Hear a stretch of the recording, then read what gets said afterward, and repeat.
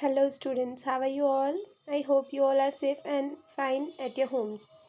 So today we are going to learn about next step in processing of plant fibers. So पहले हम discuss कर लेते हैं जो हमने लर्न किया था. सो गिनिंग, कॉम्बिंग या रेटिंग. तो गिनिंग क्या था? जो रो कॉटन था उसे लूज किया जाता था एंड उसके सीड्स क्लीन करके देन उसे कॉम्ब किया जाता था. Then after this, in case of stem fibre, अगर स्टेम फाइबर है जैसे कि फ्लैक्स, हेम्प एंड जूट है, तो retting is been done. Retting क्या होता है? गिनिंग की जगह क्या किया जाता है? रेटिंग की जाती है. In this process of retting stems of plants are soaked in water. जो प्लांट्स के स्टेम है उन्हें वाटर में सोक करके भिगो के रख दिया जाता है बहुत टाइम तक, जिससे उन पे बैक्टीरिया आ जाता है. और ये बैक्टीरिया क्या करता है? ये बैक्टीरिया फाइबर को स्टेम से सेपरेट कर देता है. मतलब स्टेम बैक्टीरिया की वजह से जो स्टेम होता है उससे फाइबर अलग निकल जाता है. Now again let's discuss the process. तो सबसे पहले प्लांट पोड्स जो होते हैं, प्लांट पोड्स में होता है फाइबर, देन वो उससे फाइबर ऑब्टेन किया जाता है, देन उससे यार्न बनता है और फाइनली यार्न को वीविंग करके फैब्रिक में चेंज कर दिया जाता है. Now spinning. Spinning the process of making yarn from fibres. तो फाइबर से यार्न बनाना उसे कहा जाता है spinning. The process of making yarn from fibre is called spinning. During the process the fibre from a mass of cotton wool are drawn out and twisted. तो cotton wool के बहुत बड़े टुकड़े में से mass of cotton wool are drawn out and twisted. उसे twist किया जाता है. ठीक है, उसमें से फॉर एग्जाम्पल यहाँ पे हम इस एक्टिविटी से देख लेते हैं. इस एक्टिविटी में क्या दे रखा है आपको? To make yarn from a cotton ball. Cotton ball से यार्न बनाना है आपको. तो आप क्या करोगे? कॉटन बॉल लोगे. ठीक है, कॉटन जो रुई आती है हमारी, उस कॉटन बॉल को लेके उसे पुल करोगे, उसे खींचोगे, देन उसे ट्विस्ट करते जाओगे, उसे थोड़ा टर्न करते जाओगे, मोड़ते जाओगे और खींचते जाओगे, तो वो एक पतला सा एक यार्न फॉर्म हो जाएगा आपका. सो यार्न ऐसे ही बनाया जाता है. यार्न एक कॉटन बॉल को लेके और उसे ट्विस्ट करके टर्न कर करके एंड यार्न में चेंज किया जाता है. This can be done manually by using टाकली और स्पिनिंग व्हील. तो टाकली और स्पिनिंग व्हील की यूज से किया जा सकता है. Nowadays machines are also use. तो अभी मशीन्स का भी यूज होता है. लार्ज स्केल पे अगर करना है तो बिग मशीन्स होती है, फैक्ट्रीज में ये चीज़ हो जाती है.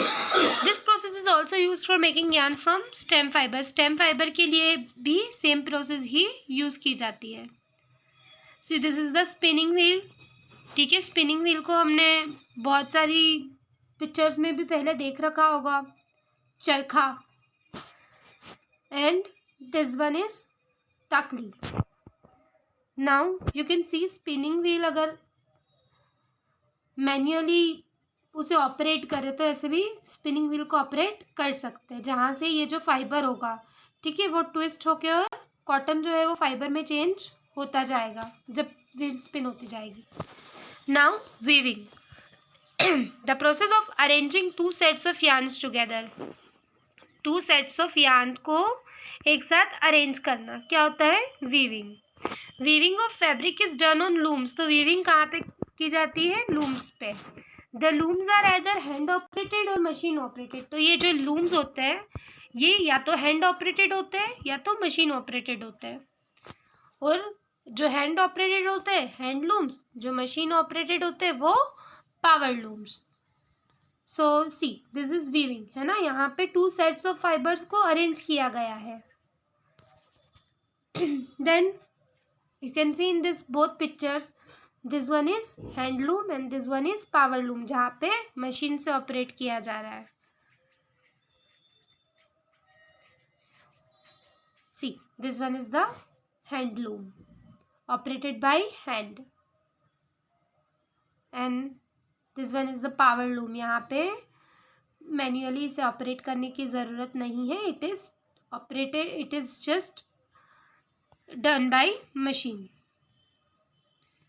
Now let's see this activity to understand the weaving process. तो यहाँ पे हम वीविंग प्रोसेस को देखेंगे कि वीविंग कैसे होती है.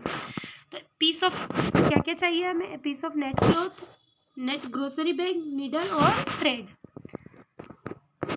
नेट क्लॉथ चाहिए या ग्रोसरी बैग, कुछ भी चलेगा. नीडल और थ्रेड चाहिए. तो हम क्या करेंगे? Take a piece of a net cloth and pull it straight. उसे स्ट्रेट खींचेंगे. You can even tie it on a chair. उसे चेयर पे बांध देंगे या टाई करके रखेंगे. Then thread the needle. Needle के अंदर हम थ्रेड को डालेंगे. Then use the needle and the thread from the holes of the net cloth to make a criss cross pattern. और हम उस जो नेट क्लॉथ या नेट वाला जो पार्ट है वहाँ पे क्रॉस पैटर्न बना देंगे नीडल्स की हेल्प से. ठीक है. हमने जो थ्रेड डाला है नीडल में, उस थ्रेड का क्रॉस पैटर्न बना देंगे. So what kind of pattern do you observe? Make your observation and right in your notebook. तो वीविंग के बाद आपको कुछ ऐसा पैटर्न दिखाई देगा, like in this picture.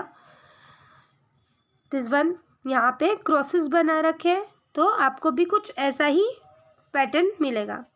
So I hope you understood it till now, and if you have any doubts you can ask me in the comment section below. Thank you for watching.